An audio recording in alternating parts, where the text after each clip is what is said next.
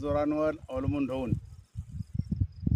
आपल्याला पाहिजे तसे दोन पैसे मिळत नाहीत. यांत्रिकी शेती करण्याशिवाय सध्या पर्याय नाही आहे. यावर्षी आम्ही प्रयोग म्हणून कांद्यांची लागण जी आहे ती यांत्रिकी पद्धतीने केली होती. ती बघू शकता आपण.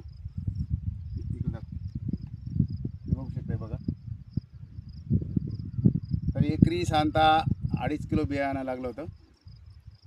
तर काही ठिकाणी दाट झालं होतं, तर आम्ही ती विरळणी करून त्याला एकदम असं व्यवस्थित केलेलं आहे. आता बघू शकता तुम्ही कांदा कसा आहे तो. आणि लेबर खूप वाचलेले आहे. रोपं तयार करा, ती परत पूर्ण लागण करा, ती देखभाल करा. याचे एक वैशिष्ट्य आहे.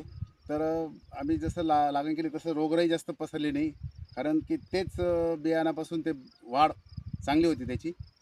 आणि त्याला जी एक ऊर्जा मिळायला पाहिजे त्या रोपाला, ती उपजतच असते.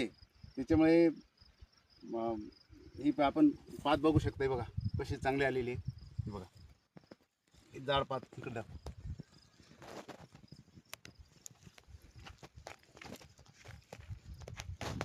पहिल्याच वर्षीचा प्रयोग आहे हा. बघूया उत्पन्न किती येतं. इकडं पण दाखव, इकडं दाखव उत्पन्न कसं आलंय. तर प्रयोग केल्याशिवाय पर्याय नाही आहे. शेतकऱ्याला दोन पैसे कसे राहतील या उद्देशाने आता एक पावलं उचलणे हे गरजेचं आहे.